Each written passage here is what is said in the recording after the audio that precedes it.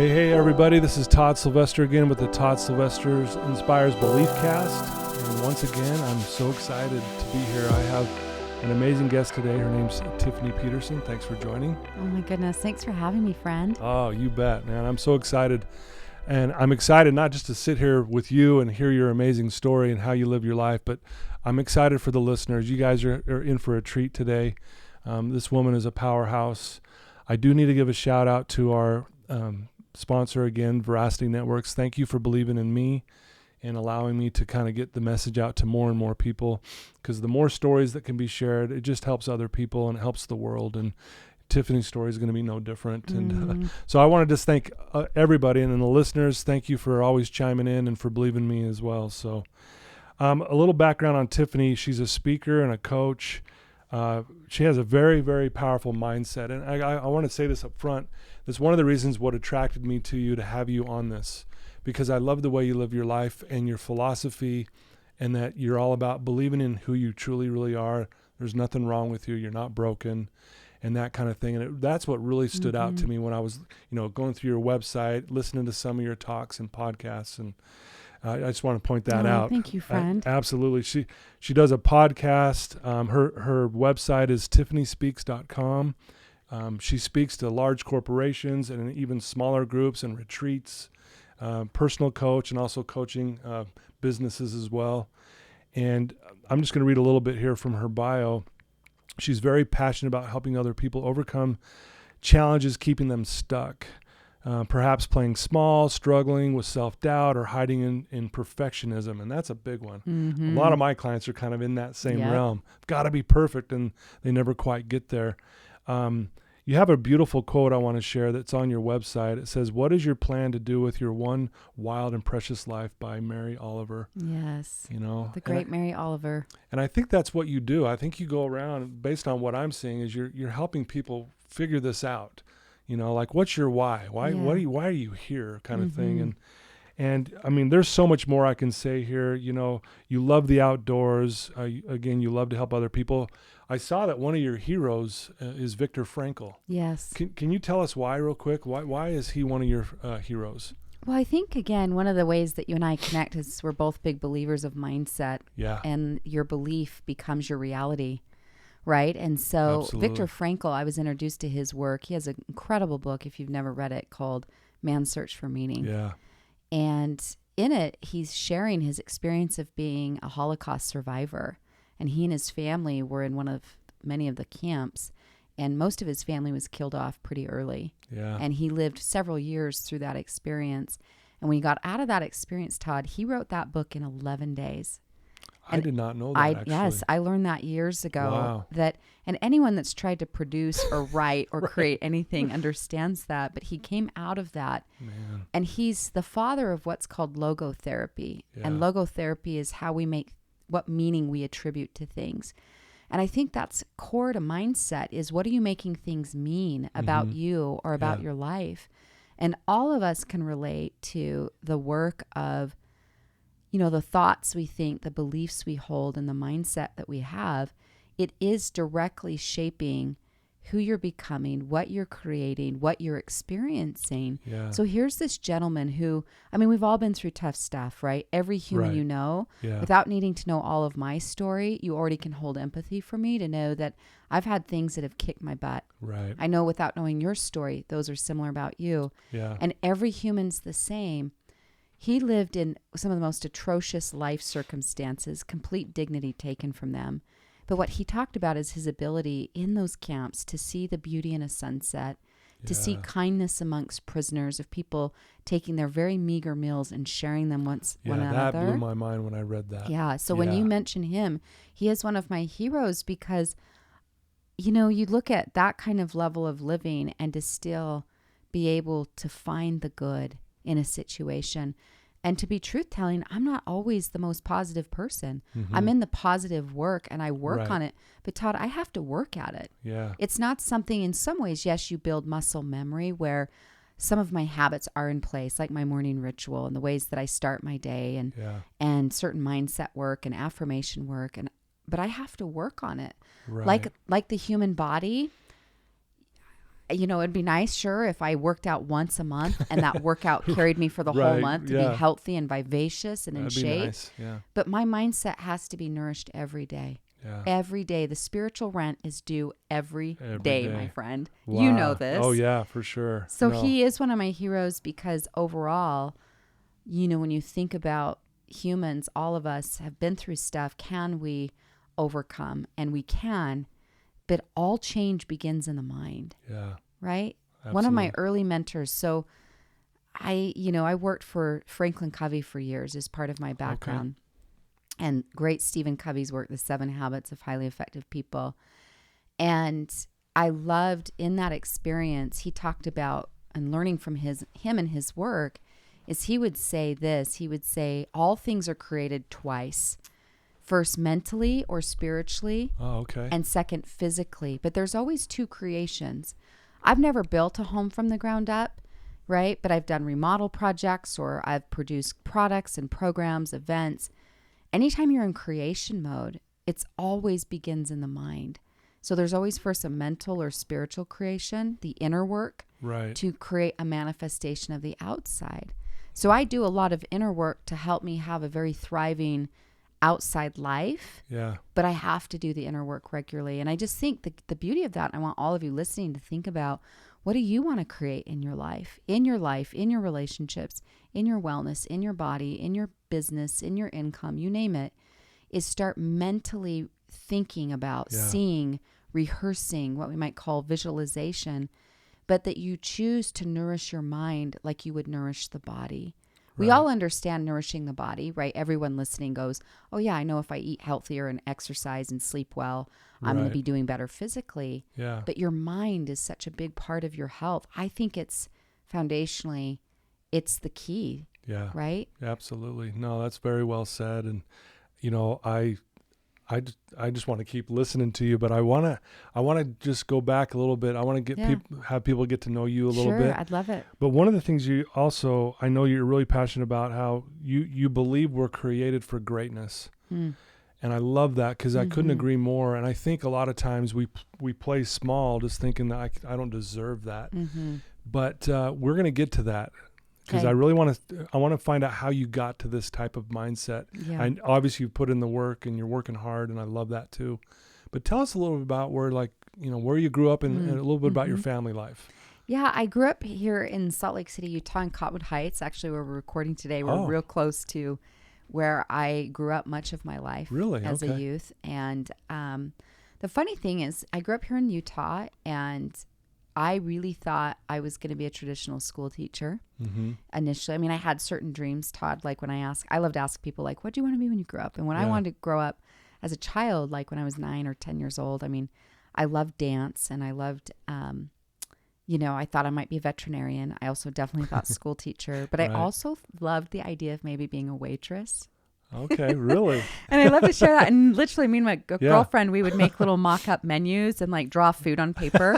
I was fascinated with like being a waitress. And I've learned that part of that was because I grew up with a single mama, and a single mom in the 80s, right? All respect to single parents anywhere, single dads, single moms. Yeah. Because that is quite a mission to be on. Yeah. And my mama is an amazing woman. My biggest shero of all time is her. She is love in a human form. I swear. Like, she is just love through and through. Wow. But for us, growing up as a single mom, mostly grew up in hand-me-down clothes. And she had a friend that would donate garbage bags full of clothing. And I didn't know we were really poor is always subjective, right? Because there's poor in India living off a street. Sure. And there's poor in Salt Lake City, Utah. But we didn't have a lot. I didn't know that because I didn't have anything to compare it against. Yeah. Had a lot of love in my home. But for us, going out to eat was a really big treat. Really big treat and a very rare thing. Okay. So that's where I think that sometimes the idea that I want to be a waitress. That makes sense. Because this woman, usually, right, a server, but typically a waitress would bring food to you. And you'd order this beautiful food. And so I always thought, but ultimately I started to settle on education. And I was going to be in my opinion and in my studies, I was going to be a traditional educator. And I worked here in Utah in 3 classrooms over 2 years as an aide to the teacher in special needs elementary ed classrooms. always had a soft spot for kids with disabilities and challenges. And I thought that was going to be my life path, that I'd be a traditional teacher. Yeah. And then I truthfully thought I would get married and be a stay-at-home mom and have 3 babies. I always felt like there was 3, and that I'd sew Halloween costumes. And that was what I thought my life would look like. Now I have been married. I'm not married now, and I don't have kids, none that I know of at least. Right. That I love to throw out there, that joke, Everyone's like, what? Yeah. Sometimes because I'm single and dating. Right. And sometimes gentlemen will ask me that, like, as you're getting to know them, do you have any kids? And I'm like, well, none that I know of. And they always are a little taken back by that question. Yeah, I'm sure. Yeah. It's a good icebreaker. You know, you got to loosen it up just a little. But I did have a golden retriever for many, many years, and I would put him in costumes and Halloween costumes. Right on, and he's a love. He's since passed on, but yeah, he's nearby. I just, the point being is life is going to look different for all of us than the way we planned it. Sure. You are in a very different path than what you probably thought as a kid. Absolutely. But here's the thing, is that the same heartbeat that I had for wanting to help children overcome disabilities and improve with their challenges is the same heartbeat that runs my work today. Okay. So even though I thought I'd be in a traditional classroom, I'm now on different stages or at retreats or my own podcast or on social media, Instagram, whatnot, where I'm sharing messages often around the intention is to help people be their best selves, be happy and healthy, not perfect, but in the journey of more intentional living, as I like to call it, that you're more conscious about it and intentional. But it's fascinating, is the same heartbeat that I had that I wanted to be a teacher in a classroom. I'm still a teacher. It's just manifested itself in a different form. Gotcha. So talk a little bit about that intentional living. Get a little more specific on that, because I think people hear that and you hear it around a lot, and they might not know exactly what that is or what that would even look like. Yeah. Can you explain that a little bit? Yeah. Intention is one of my favorite words. Intention is just simply where you're more aware, you're more conscious about the choices you're making, the way you show up at home. Like all of you today, when you get home, if you're not there already, or if you're at home, make a conscious choice in this moment to get clarity in your mind to say, how do I want to show up with my family, with my friendships, at the office, when I come home or when I get there, wherever you're going, is you just drop into an intentional, like, hey, no matter what's going on at home today, when I get home, I'm going to choose to bring in positive light. I'm going to love on my family, my wife, my husband, my kids, or if you're, single or wherever your life is at, but how you're going to show up in relationship. And similar then with your body, with your energy level, with your home, with your work, is intention is just, I think as humans, all of us, we're creatures of habit. Yeah. I love, there's some work out there, Power of Habits by Charles Duhigg. I've also just recently, I read that years ago, but recently I've been listening to James Clear's work called Atomic Habits. But we're habitual creatures, right? Right. And according to Power of Habits material, their research, they look at that they estimate around 45% of your behaviors every day are not conscious decisions. Think about it. Almost 50% of your everyday is autopilot. You're just running on a hamster wheel. Wow. And some things even more, right? Like the way you might drive to the office today is the same way you came last week. The order that you get up and have your coffee or brush your teeth or get dressed or do all the things, whatever you might be up to, is we're pretty habitual creatures. Yeah. And so it's thinking about, I want to live more out of intention versus habit. Gotcha. And then setting intentional habits, though, for my health, for my happiness, for my relationships, for my schedule. A lot of times being a self-employed businesswoman, my own little thing I'm doing is, if I'm not clear and intentional about my key priorities, it's really easy for me to get distracted. Right. I got to work against that all the time, from my cell phone distraction to wanting to say yes to all the things that come across my way, and it's having to make choices about my core priorities. But intention or intentional living is just that, is realizing you're the master or the creator of your life, your fate, so to speak. Sure. And it's saying, okay, I get to use my power to choose, my power of agency, to make choices about who I am, how I'm showing up, what I'm creating, and what I'm becoming. Wow, I love that. It's very well explained, and I think a lot of us, like you said, as you're saying this, I'm thinking of all the things I do automatically without it, right? Driving to work, the way I get up, the way I do this, and that kind of thing. And so I would imagine when you start living intentionally, you're breaking this mold that maybe might even be difficult, and which may cause you to draw back a little bit. Yep. Do you find that sometimes when you're doing that? Yeah. And again, it's a practice. And I just want to give us all permission, because you mentioned the perfectionism in there. Mm-hmm. And perfectionism is just dressed up fear. And it's fear, or it's the behavior, right? Elizabeth Gilbert says something like that, where she says, she's the author of Eat, Pray, Love, where she said, fear or perfectionism is fear in haute couture. So in other words, it's fear with a nice handbag, Gucci handbag kind of thing. I love that. But perfectionism, a lot of times we think, oh, I got to get this perfect. Friends, I'm not perfect. And I know Todd's not perfect. And I just say that hopefully it's liberating, that it isn't about perfection, but it is about commitment or intention to saying, I don't get it right all the time. I'm not positive 24/7. I'm not loving and compassionate 24/7. Yeah. I practice those things, but that's the difference, is moving from perfectionism, like, progress over perfect, that I'm a progressionary human, and so are you, and so is everyone listening. Right. Any moment we choose to improve or change our life, we can. Every moment. Like right now, if you're listening to this and you're sitting on the couch, maybe put your tennis shoes on and listen to the rest of this podcast out on a walk and go move that little body of yours, and choose to get in motion or choose a new decision. Or if you're saying again, like, hey, I'm kind of frustrated in my marriage right now, or a relationship, or with my boss or work, is right now, take a deep breath and just be like, oh my gosh, I woke up today, matched with what are 3 things you love about your life or your marriage or your job right now. And even if you're saying, hey, maybe I'm not in my dream job right now, but I'm grateful to have a roof over my head. Yeah. I'm grateful to have a job. I'm grateful I can see or walk or use my hands, that I can have an income, that I can take care of my kids, or I'm grateful for this in my spouse or whatnot. There's so many ways we can apply this. I'm not asking anyone to be perfect, and nor am I, but it is about the committed path.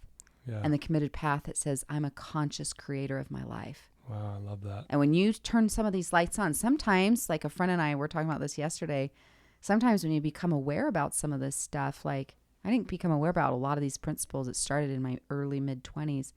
Like, sometimes I wish I didn't know, but I was living more unconscious and more reactive. Right. Right. And again, when I worked for Covey's beautiful work, you learn about being proactive versus reactive. Proactive is another word for intention, where you're a proactive creator about your schedule, about your time, about your relationships, versus living in reactivity.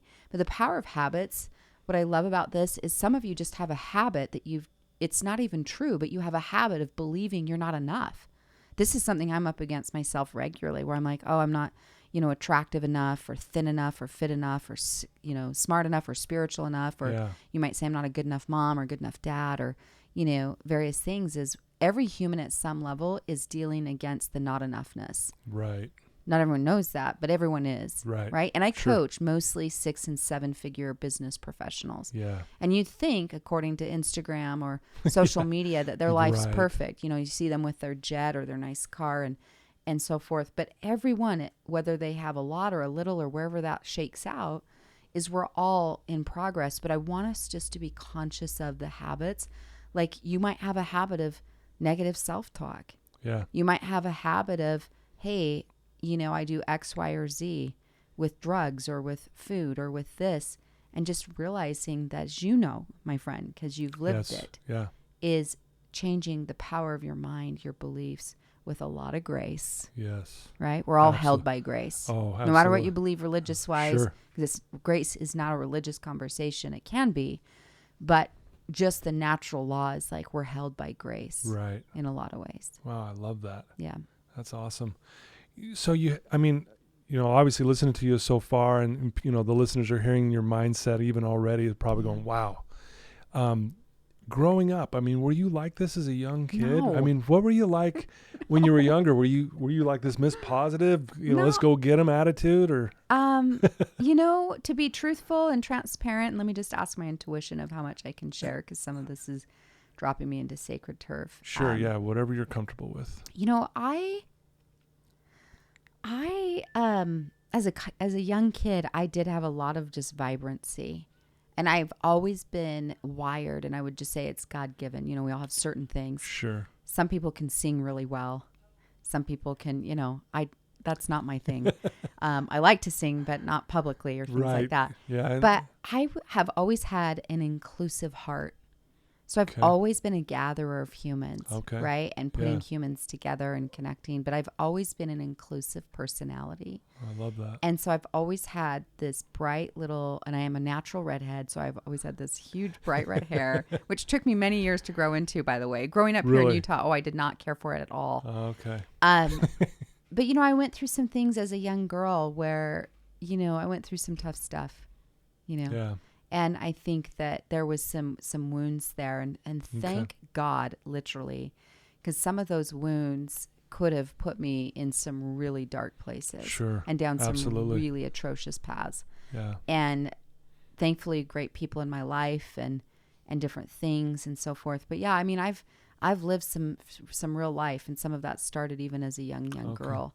And so no, but I think it's something that, and then as I mentioned, again, when I grew up here in Utah, and Utah has changed a lot for sure over the last few decades. Yeah. But when I grew up here, it wasn't exactly known as for diversity, right? Like that was not Utah's selling point. Right. The skiing and the mountains were its selling point. Right. Still is. But, yeah. I grew up here as this little redhead, this tiny little stick figure. I mean, I didn't even break 100 pounds till my senior year in high school. Now, some of you listening just judge me and you're like, tough problem, broad, right? Yeah, like, right. Yeah. But we all have the thing. But I'm this tiny little stick, and because I am a natural redhead, I am so fair. Or some people polite will be like, oh, you have porcelain skin. Let's just be honest. I glow in the dark white, right? Like if I'm hot tubbing with friends, no need for the light on. Tiff's here. Tiff's Tiff the glowworm. This tiny little stickly white body and this red hair. And to make matters worse, my red hair was permed. Do you know what a perm is, Todd? Oh, yes. Yeah. I actually had a perm you my had sophomore a perm year. Too? Yes. Perms unite. Perms unite. And I had a mullet. Oh, to top it off. A mullet perm. So you had a mullet perm. I had huge bangs and a perm. So I had this red hair and it looked like a red afro. Oh, wow. And even though the woman I've become now, I could own that. Sure. I sure couldn't then. Right. And so to give you all listening a visual image is I look like a red velvet cake pop. This big red hair with his tiny stick white body. That's hilarious. And I had no self-confidence. Mm. And here's the thing. I call that my 8th grade self. Okay. And some of you may have loved junior high. Most people, junior high was a challenge for them. It's like a minefield, I think. Yeah, it's like, oh boy. Yeah. And there was some challenges at home and things like that. My mom was newly married and a blending of a step family at the time. And oh my gosh, that was an interesting season. The point is that I think it's really important to distinguish something about this self-love, self-worth, though, and self-confidence conversation or positivity. Is I believe your self-worth is eternal. Mm. No matter what you're doing, you don't perform for it. You don't hustle it. You're worthy just because you exist. Just because you're here. Right? Yeah. Like you are a son of the Most High. Every one of you is listening is a son or daughter of God. Now, some of you might not use the language God. You might say, universe. Right. But whether you believe in Jesus or Buddha or the universe, or you believe in none of it, there is like a power. The fact you're incarnated is you have this peaceful, powerful, incredible light about you, and you're already worthy. What ebbs and flows and changes all the time is your self-confidence. Yeah. So to distinguish between the two, your worth is always intact. Yep. You can't perform for it, right? Like no matter how hard you hustle, or even if you've made some poor choices and you're like, hey, I've got a background with drugs, or I slept with all these people, or I had a bankruptcy, or all the things, you're still worthy. But your self-confidence and sense of self ebbs and flows all the time. Wow. And so like as an 8th grade girl, I had no self-confidence. Sure, yeah. None. And today, the woman I've become, there's a lot of times I'm confident, but sometimes my 8th grade self, she still shows up. Yeah. Where I feel highly insecure about how does my hair look? Am I wearing the right thing? Do I fit in? Am I included? Yeah. Am I liked? Am I loved? Am I okay? And you're regularly, we're working through that. Sure. The difference, if I'd say for my own work and journey, the last especially 5 years, I wish it had been longer, but it is what it is that rather than judging her and shaming her, I've come to love her. Mm. I like that. And so we all have that side of us that we judge or that we get after. I call it the judge voice in my brain. Right. I mean, I have evolved a lot as a human where growing up and then into my 20s, which a lot of it was just out of trying to control. And when you've been through certain traumas in your life, you can develop those types of behaviors, controlling behaviors. And I was very much what you might call a red or a type A personality. That shifted a whole lot, which you're like, I don't know if I see that now. Right. Yeah. But I had a lot of this, and a lot of it was, live by the book, right, wrong, good, bad. Yeah. And I was always in the hustle of my perfectionism. Yeah. And while I still believe in greatness and pursuing greatness, there's a lot more, and there's still a lot more room. I still feel like in some ways I'm just scratching the surface, but a lot more room to grow, that rather to be loving to yourself and to choose that and to be kinder to yourself. Yeah. Guilt and shame and judging of yourself. There's a quote by Wayne Dyer, who's had a lot of influence in my spiritual and my personal life and just my path. I love him, right?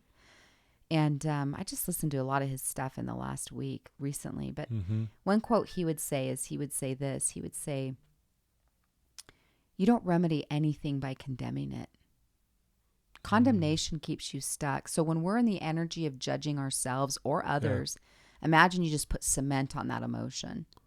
You're just sticking yourself right in it. It's not freedom. Sure. You're saying, I'm stuck in feeling anger, contention, negativity, shame and guilt about myself, versus love, kindness, compassion. All of you would do, it would serve all of us if we could give ourselves a little more of a break. Yeah. And a little more love, a little more grace for ourselves and others. Is that all of us as humans, every human they're just trying to do the best they know how to do with what they've got. Doing our best. Mm-hmm. Boy, I love this, man. This is so good. You mentioned, your mom is one of your sheroes, and you described her as she's just love. Was that obviously that had to have been really helpful growing up with her, with coming across that way towards you and watching her interact with other people. Yeah. But like most humans, I didn't realize how amazing my mom was until I was a grown up. Yeah. And I'm still growing up, but I think we all do that. You know what I'm saying? Like I didn't realize how good I had it until later. And truth telling, this might make me a little emotional. But, I used to judge her a lot. And I wanted her in some ways to be different than who she was. I wanted her to be more of this or more of that, or this thing and that thing. My mom is very much an artist and a creative and certain things. And I didn't realize until I was older just how good I had it, Todd. And thankfully she's still with me today, and we have a beautiful relationship, and see her many times a week, and we're the best of friends, and we've healed all of that. But when I was growing up, probably like most of us, we took our parents for granted a little bit. But I didn't realize until I got older, like I don't have any memory ever of my mom criticizing me. Wow, that's amazing. Like never being like, oh, are you going to wear that? Change your hair, do this, do that, do this, do that. Now, I was more that person. Are you going to walk out with that perm? Yeah. Hey, that perm, where you going with that thing? Right. But, if anything, I was at times in judgment of her. Like, hey, maybe you should be more of this and be more of that. And, so I've learned a whole lot, but she's an amazing woman and has taught me so much about true love. I was raised in a home, and she's just the kindest soul, and was always. And so to me, one of the gifts of that motherhood of hers to me is I'm friends with people of all walks of life. Yeah. I was not raised by a mother that said you can only play with that child or this kid or that person. Yeah. I was raised by someone who taught me to embrace all cultures, all kinds of people of all walks of life, Boy, amazing. And just to love. Yeah. And so I've always been able to connect with anyone, whether they're lesbian or homosexual, whether they're religious, not religious. Sure.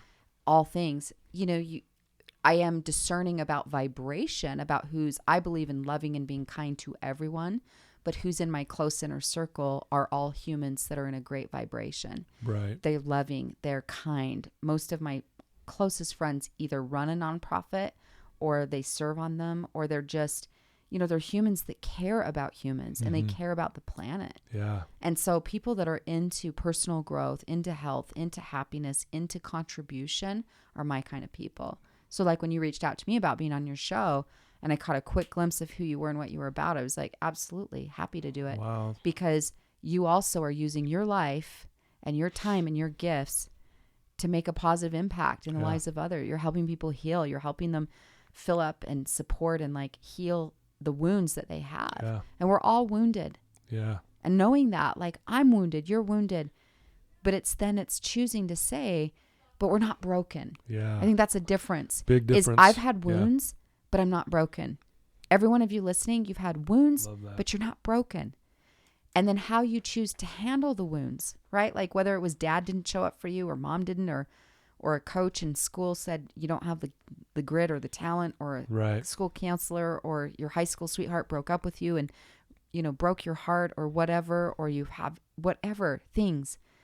We all have the things. It's just the different ways we choose to handle them. Yeah. Right? And so there's certainly more healthier habits and less healthier habits, but just knowing that, we can make those choices and those changes and choosing into that for yourself, as well as, again, who you choose to spend time with and hang out with. Yeah. My kind of people it's not about perfect, but my kind of people are choosing into saying, I'm going to be a better human for myself, and I'm going to be a better human for my family, and a better human for my planet. Yeah. And I'm going to give a damn about those things. Sure. And I'm going to be invested in them.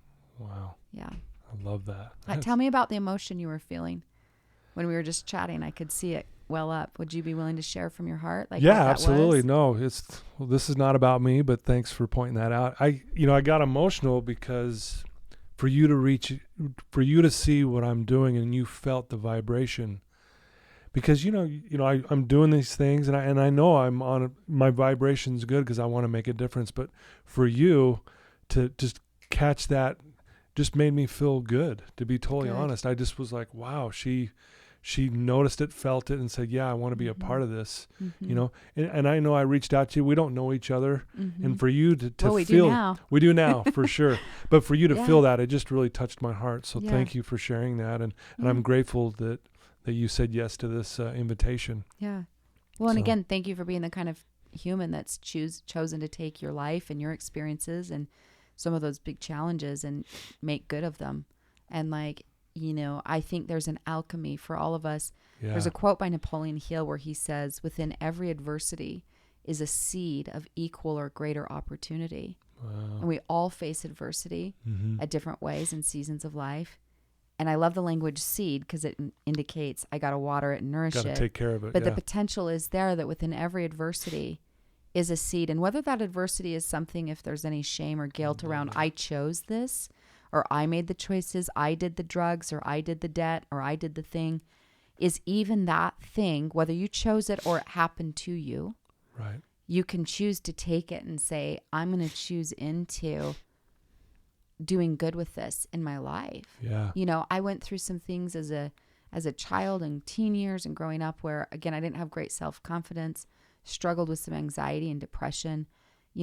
I really struggled with self-worth, which is why I'm so freaking passionate about it now. Yeah. Of humans of all ages, because we're still just kids, but with longer legs. Some of us didn't get much longer legs. You got long legs. I didn't get long legs. Yeah. But I wear heels quite a bit. Sure. But the reality is that we're still these kiddos, and to take better care of that is that's why partly I'm so passionate about it. And there's this quote that says, we teach most what we need to learn. Yep. Amen. So the reason why I'm so passionate about it and teaching it often is it's the work I've done in doing. Yeah. And I think one of the things people, if they don't know me well and they just follow my Instagram, see my website, see my YouTube, it's really easy to make an assumption like, oh, she's really confident. And that is part of who I am. Right. But part of who I also am, it's not one costume, so to speak. I'm also a tender heart who's been through a lot.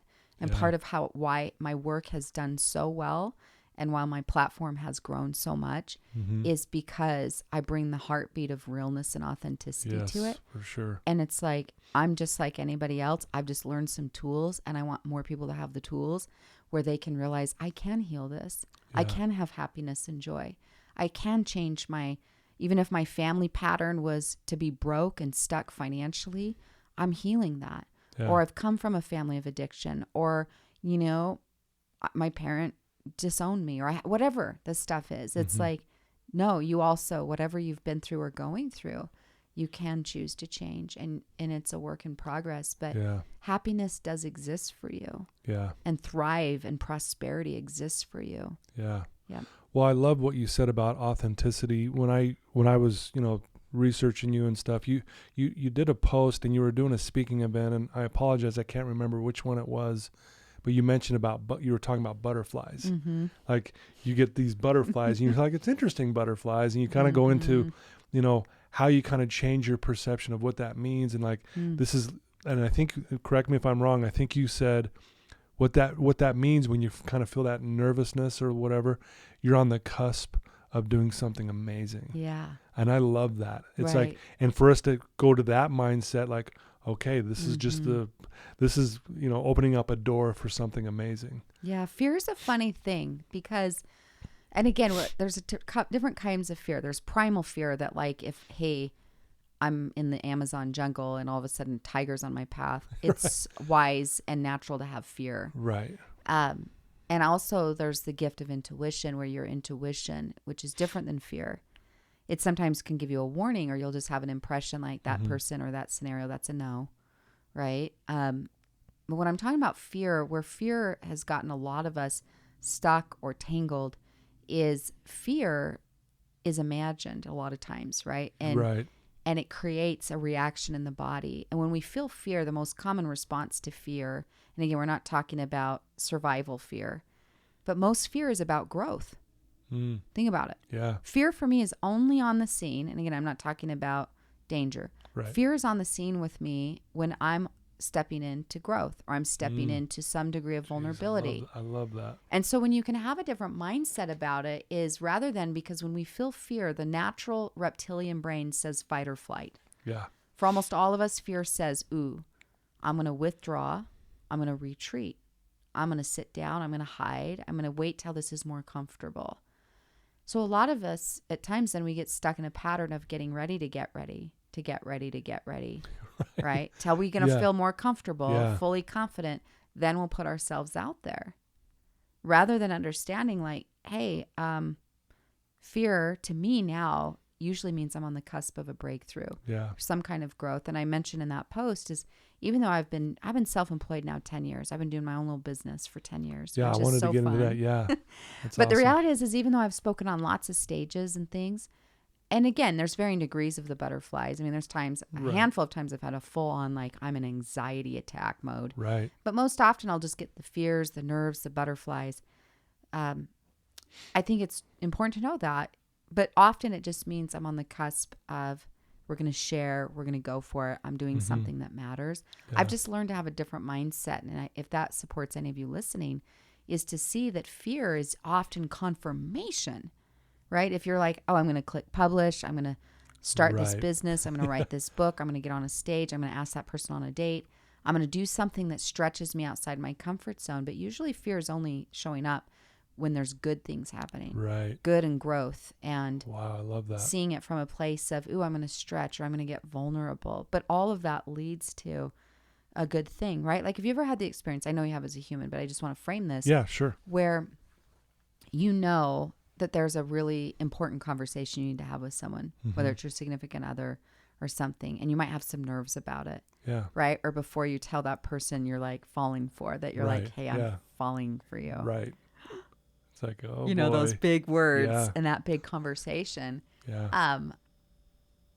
That it usually, though, you know, having those kinds of conversations, they lead to more love and light and more freedom. For sure. Right. But they can feel, for sure, because we're like, ooh, this is growth mode. This is like ownership mode. So I just think it's a good thing. One of a resource on that, if especially those of you listening find yourself stuck in the patterns of fear or a lot of anxiety about things, is I love the book by Susan Jeffers called Feel the Fear and Do It Anyway.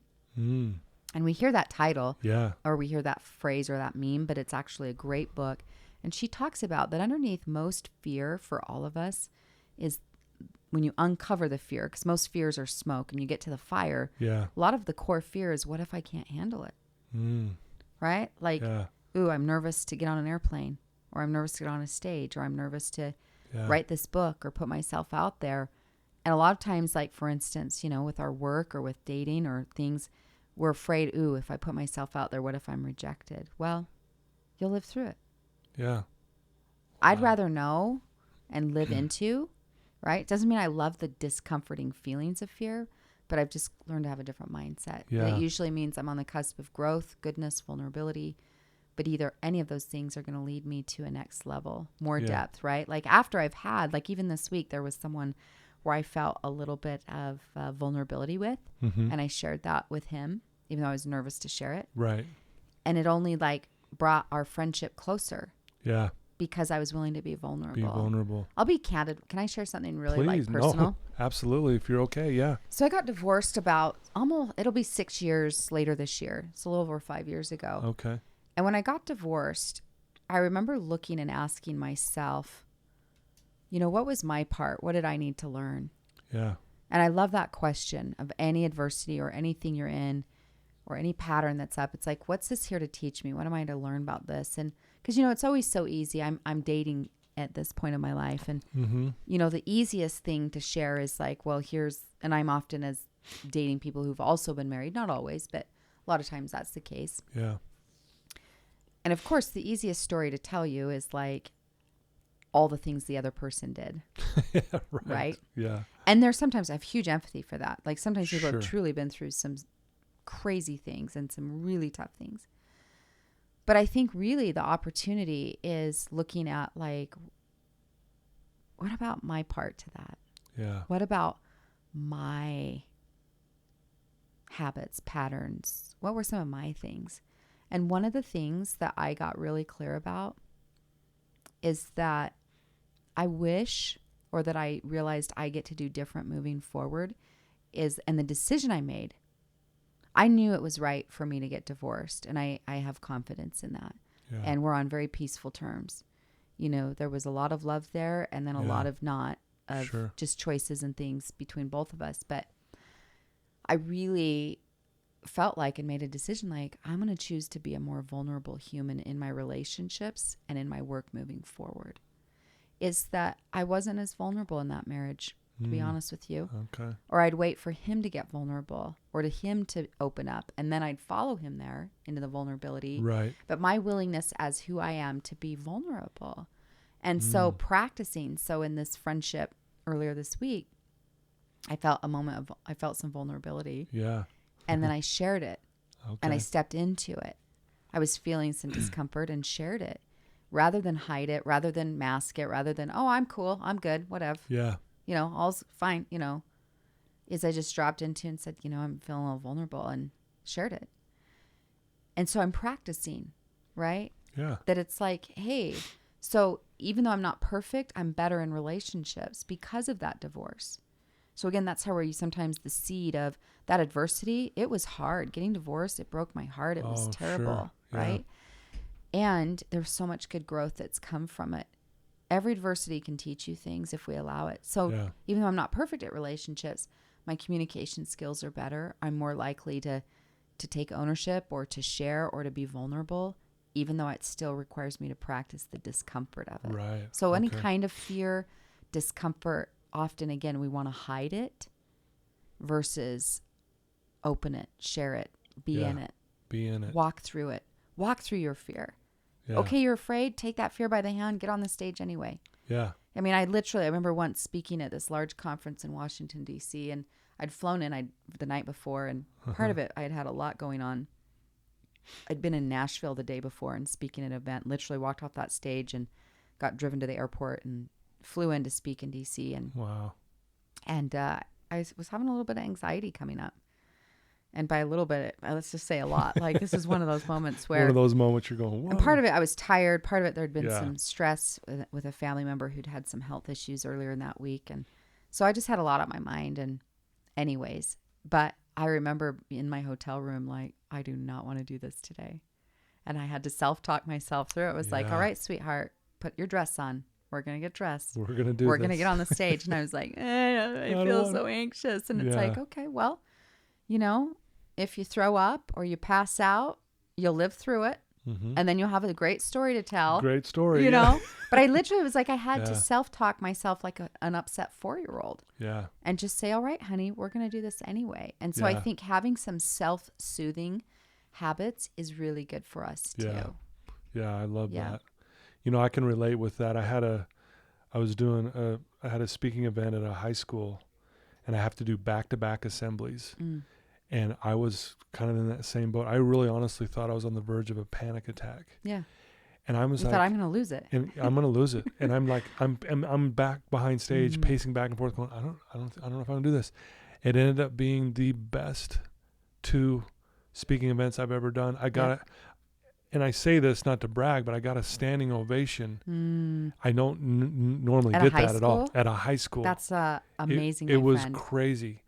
And it was weird because what you're saying, I'm going afterwards, I'm like, yeah, wow. And really, what was the fear about it? I'm like, it was really unwarranted. It wasn't really, it was something, again, I was imagining in my head. But so I can relate with what you're saying. So true. Yeah. Because see, again, fear can indicate growth, not the aspect that fear means something else instead of that for ourselves. We go, you know what? Fear for me, it's just now it has a different awareness for me where it's like, okay, I'm on the cusp of growing or on the cusp of something that matters to me. Yeah. You wouldn't be afraid of it if it didn't matter to you. Right. Right. Yeah. And absolutely. some of that too, especially like very specific when you're speaking, which is like also for many of us fears, because some of you are like, that's not your thing. But a lot of times that's the fear of rejection. It's like, ooh, am I going to get this right? Are those kids going to like me? Am I going to connect? Absolutely. Is it going to be crickets in that audience? Yeah. You know, am I going to have this experience? And so it's more so about the fear of rejection. One of the things that helps me with my fear, if we want to talk about that for just a moment. Yeah, please. But is to get rooted in purpose and rooted in service. And when I make it about, I'm talking about my work life specifically, when I make it about service, like I can show up to serve, I can show up and add value. And it's about them, those kids, that audience, that corporate team, that whatever thing, that women's retreat is, I make it about showing up to serve them. And that helps nullify a lot of the nerves because I'm focused on them versus myself. When my fear's really high, who am I focused on? Yourself. Typically? Myself. Well, like, good. How do I look? Yeah. How do I sound? Am I going to impress these people? Are they going to like me? Is this going to go well?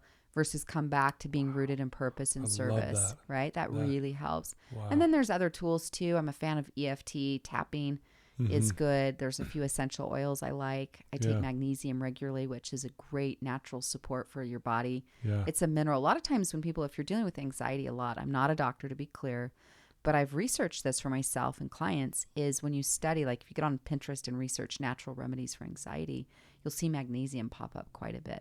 Interesting. Right? So I know that's a different direction than what we're talking No, about. you're good. But I work on the mindset. I work on the things. It's just having things in your toolbox that can help support you when your stress level is heightened. Gotcha. Yeah. Because the important thing is that you honor your heart. And if the fear is up, you know, and rather than retreating is saying, no, my heart's saying move forward. Ask your heart. Your heart will tell you. Yeah. I want to move forward. I want to move and start my own business. I want to go back to school. I want to get out of this relationship. I want to get in this relationship. I want this thing or that thing. It's like listening to your heart, your true center. But you will have fear when you're on the cusp of growth. It's part of the change process, you know? Yeah. And so knowing you're like, okay, I'm going to walk through the fear rather than have it sabotage me. Right. Wow, this is beautiful. Thank you for sharing all this. This is amazing. It's been so fun. Let's keep going, you know.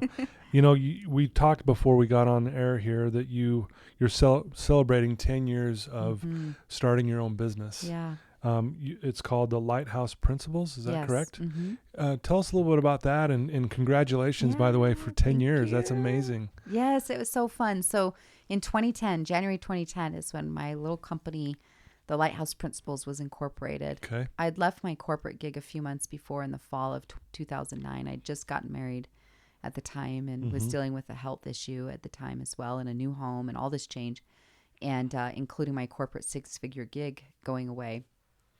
And I mean, I just was in a season where everything was changing, my friend. And then I started my little business January of 2010, and what a faith walk and what a personal growth and opportunity it's been. And truly, like, you know, God's hand has been so in my life and so on my business. And so while, yes, of course, I've studied and still do social media, marketing, improving, you know, hustle and hard work, there's also grace and faith on that, where it's been a big faith walk. And I'm so thankful. I love the work I get to do every day. I mean, it's like being with you here today and the things I've been able to do in this process, in this journey. It doesn't mean it's always been easy. I mean, anything, it's like the word passion means originally from like Passion of the Christ. Passion means the thing you're willing to suffer for.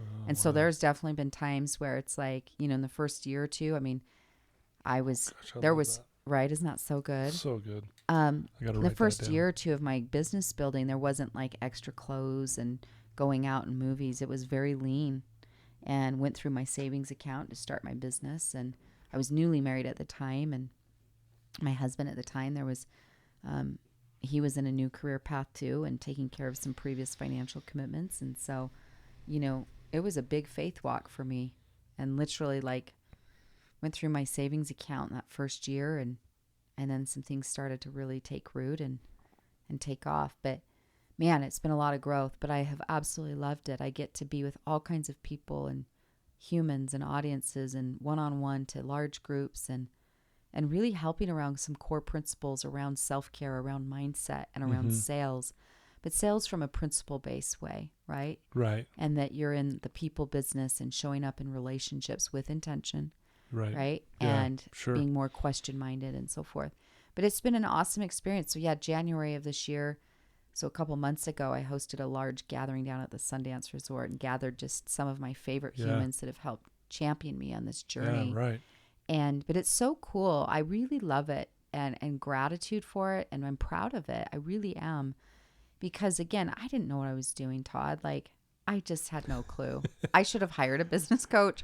I had no clue what I was doing. I did have a sales background though, so I had the ability to know that the skills and tools, and I had learned so much about personal growth. I'd worked for Franklin Covey and then Rich Dad Poor Dad and Jack Canfield all in my Oh, corporate days. So I okay. helped these really big personal development brands, you know, make millions and millions and millions of dollars in sales for coaching. And so, you know, as I was out there, but, you know, according to Forbes, it's estimated that any small business began at the 10-year mark, only 30% of them are still in business. Okay. And so, and especially as a woman in business and a woman Yeah. growing up in Utah, and the culture of that sometimes, Right. which there's so much beauty about Utah. And I'm so thankful for myself. I'm a faith-based woman, Mm-hmm.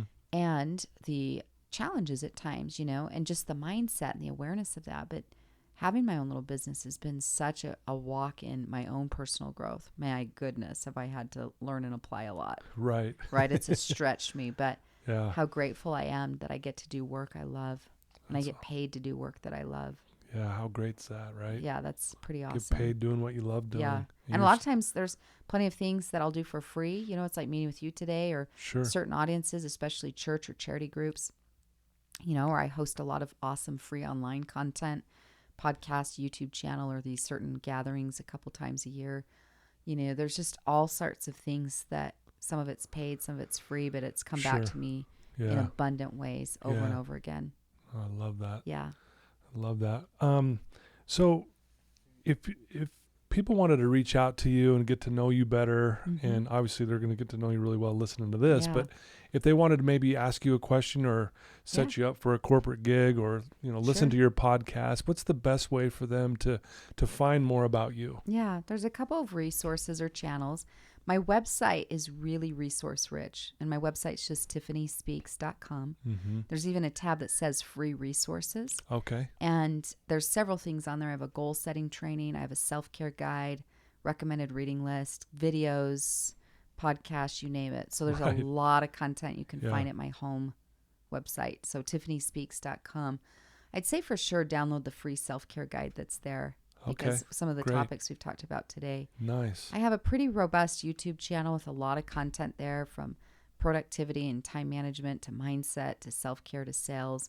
And then my own podcast that launched last year. You can find me on Apple, Spotify, or Stitcher. Just my name, Tiffany Peterson. Tiffany My Peterson. favorite place Okay. online that I spend the most time on is Mhm. Instagram currently. Okay. I like Instagram the most at the point of this recording. But you can find me on LinkedIn as well. It's a great platform, or Okay. Facebook are the main three platforms in social. But I run all my own social media. So if you message me in direct message, it is me responding. It'll be you. You know, it is me. There's no Right. bots, and there's no team running that show. I feel very passionate about owning my own voice. Well, again, I think it goes back to your commitment to being authentic, Yeah. right? It's like it's me, Yeah. you know, and so forth. So yes, there's several ways. There's obviously a lot of content on social, but lots and lots of ways that they can get more resources. Or if you want to reach out to me directly, I do have a team that manages my email, but they run things back and forth through me too and handle a lot. But we've got a lot of great tools and resources there. Okay. Yeah. Beautiful. TiffanySpeaks.com. So if someone who's listening to you right now, I mean, they're obviously going to feel inspired and motivated, but they might still, like you said, you help people get unstuck. Maybe what's some advice that you could give someone right now who just is really struggling? They're just stuck and they're not sure what to do. Obviously, they've heard some great things already with what you've shared. Yeah. Is there something maybe specifically you could touch on for us for a minute? What I feel prompted to share is the first and foremost thing, or first thing, even if it sounds simple, is to get moving. Move your physical body. Okay. Right? Because when you use the language stuck, get in motion physically. You might still feel stuck mentally or not sure about the job you should do or stay or go or this challenge with your child or this thing or that thing. But I find clarity comes when we get in flow, when we get moving. And so whether literally a commitment I made to myself, and I've had to remake it a few times, is that I'll get moving at least 15 minutes a day. Whether I go on a walk or I go to the gym or I go skiing, right? Or get on a trail or do some yoga, but literally move your physical body. Right. Is for a few reasons. One is, again, that movement will shift your state. Right. Tony Robbins talks a lot about shifting your state. He does, yeah. And like you will change your mindset and your emotions and your moods by moving your body. Like I always feel better after I move my body. Yeah. Sometimes I don't feel a lot better, but a lot of times, like if I just go on a simple walk, and I might still, but I do feel a difference. I can notice a shift is happening where you shift your state, you shift your environment, but to literally move your body, right? And secondarily, if you're especially getting a sweat on, which is more ideal, but any level of movement is going to be awesome. Right, sure. But if you get a sweat on, you literally change yourself chemically. Yeah. Your endorphins come up, your natural feel-goods comes up. And so the feeling of stuck, or I feel overwhelmed, or I feel unsure, you're going to help naturally boost your own sense of self. You're going to bring up your energy. You're going to bring up your feel-good energy. And so I would say for sure, if you're feeling stuck, get moving physically and move that body. You might also, again, back to that self-care guide it will walk you through. Okay. You might be saying, oh, I need more rest, or I need time. I need to get into my meditation practice, or study of Bible or scripture, or journaling. Gratitude is another way when we're feeling stuck. I'm a big fan of gratitude listing and gratitude journaling, or even praying prayer like that, of just acknowledging, thank you, God, thank you, universe, for this day, for these things. Yeah. You know, there's various ways. So ask yourself, like when you're stuck or you're in a funk, I think for me, moving my body or good self-care, gratitude. Another powerful way when you feel stuck is to go serve someone else. Yeah. Right? Because it shifts your mind off yourself and helps someone else out.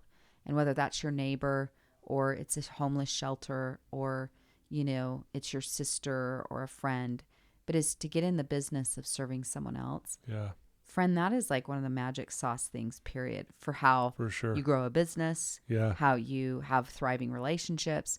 Show up and serve them all. Yeah. Show up and serve. And then the mindset of that, though, as you know, will help you feel better, because you're like, hey, I'm not so focused on me and my problems or challenges, helping someone else out. I feel better doing it. And sometimes for me, clarity or inspiration will come when I'm out helping others. There was a church, someone in a spiritual capacity that influenced me years ago, that talked about, you know, it's like pray, of course, prayer, meditation, however you connect to that, but pray and then get off those knees and go serve other people, in essence. And as you do that, your inspiration will often come, right? Like even meeting with you today and just showing up with the intention to say, I want to bring value to Todd's space and to this podcast, whoever's listening, that is the intention, is like, I want this to be a benefit or a blessing. Sure. And then it's like, but me being here with you today has blessed me, right? Everything we give away, we absorb. Think about that. What comes through you, you absorb. So if I'm giving kindness or intention of service, I'm absorbing that, and more kindness comes back to me. Yeah, I love that. If I'm showing up in more negative, it works for positive or negative. Yeah. And I'm giving away negative, how do I feel? Yeah. Less. Wow. Right? Is everything, again, we're vibrational beings living in a vibrational universe. And so when we show up to serve and love, you're going to absorb some of that service and love too. Wow, it's So beautifully that's a powerful said. way to shift your mood and mindset. We have to almost give to get, right? Yeah. I love that. So Yeah. amazing. I could talk to you all day. I know, dude. I really this could. This is so good. This is amazing, seriously. And I mean, we've already been going over an hour, and it feels like it's been 10 minutes. Wow. Thank you. No, thank you. And I really love what you're doing. I get emotional because I'm inspired over here. Like, I just feel your goodness. And so thank you. Thank you for, again, being willing to come, be vulnerable and then sharing your principles and just a little bit about your life. And I know that I, for one, have been touched, and I know the listeners will be as well. But thank you for doing this. Thanks for inviting me into your sacred space. Yeah, absolutely. To speak and share with your tribe, and sending all of you listening a blessing of just love and light and belief. Yeah. That life has good things in store for you. Yeah. I know that. Wow. Yep. We were created for greatness, right? Aren't we? Yeah. Yeah, absolutely. And we're also, messy in the process sometimes of getting there. Yeah. Life is beautiful and messy, all wrapped into one experience. Yeah, absolutely. Yeah. But thank you for having me. Thank you. You betcha. Thank you, Tiffany. That was amazing. Well, there you go, listeners. I told you it was going to be amazing, and it was. And your intention was, it came to pass. And, so please share this with anyone that you know that might be struggling, who needs just a boost or needs to just know that their value is set in stone. It doesn't fluctuate. I loved when you said that, that we don't have to do anything to earn that. It's just there. And it's just our confidence that kind of wavers. But there you go, guys. Thank you so much for believing in me. Please reach out to Tiffany and reach out to her if you have any questions for, how she lives her life and why she's doing so amazing. I'm sure she'll help you out in the ways that she can. And again, until next time, thank you.